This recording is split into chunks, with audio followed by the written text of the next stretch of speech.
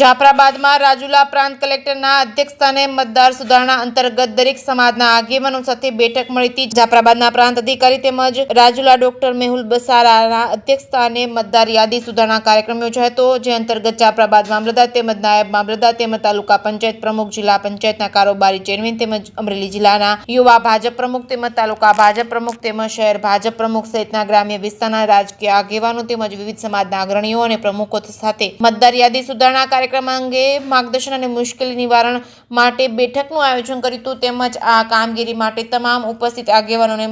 જરૂરી મદદરૂપ થવા અને લોકોને જાગૃત કરવા આહવાન કરવામાં આવ્યું। જાફરાબાદ ખાતે પ્રાંત કલેક્ટરના અધ્યક્ષસ્થાને મળેલી બેઠકમાં પ્રાંત કલેક્ટર બરાસરા દ્વારા તમામ સમાજના આગેવાનોને જણાવ્યું હતું કે જાફરાબાદ મામલતદાર કચેરી ખાતે આવતા શનિ અને રવિ 2 દિવસ મતદાર સુધારણા કાર્યક્રમ કેમ્પનું આયોજન કરવામાં આવશે, જેથી કરીને લોકોને મતદાર સુધારણા કાર્યક્રમમાં વિગતો અધૂરી છે કે તેઓના ફોર્મ હજી સુધી BLO સુધી નથી પહોંચ્યા, તેઓને વધુ સરળતાથી અને સહેલાઈથી કામ થઈ શકે છે। જે સિંહ ગુજરાતી સાથે કાઉશા કનોજિયા, જાફરાબાદ। ભારતના ચૂંટણી પંચ દ્વારા હાલ સ્પેશિયલ ઇન્ટેન્સિવ રિવિઝન કાર્યક્રમ શરૂમાં છે।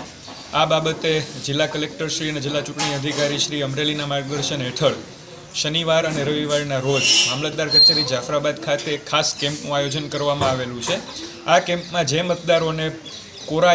એન્યુમરેશન ફોર્મ નથી મળેલા અથવા તો એન્યુમરેશન ફોર્મ ભરવામાં કોઈ મુશ્કેલી પડે છે, 2002ની મતદાર યાદીની વિગતો શોધવામાં મુશ્કેલી પડે છે, અથવા તો જેમને ફોર્મ આપી દીધેલા છે પરંતુ કોઈ આધાર પુરાવા જમા કરાવવાના બાકી છે, તો તેઓ તેમના BLOનો તો સંપર્ક કરી શકે છે। સાથે સાથે શનિવારે અને રવિવારે મામલતદાર કચેરી ખાતેના કેમ્પમાં પણ બપોરે 12 થી સાંજના 5 વાગ્યા સુધી શનિવારે તથા રવિવારે સવારે 10 થી સાંજના 5 વાગ્યા સુધી આવીને જે કોઈ મદદ જોતી હોય એ મેળવી શકે છે। દરેક નાગરિકને અપીલ છે કે જેઓ હાલની મતદાર યાદીમાં જેમનું નામ ચાલુમાં છે અને એમને જો એન્યુમરેશન ફોર્મ જમા કરાવવાનું બાકી હોય તો આ તકનો જરૂરથી લાભ લે અને આપણી મતદાર યાદી શુદ્ધ બને એ માટે તંત્રને જરૂરી સહકાર આપે।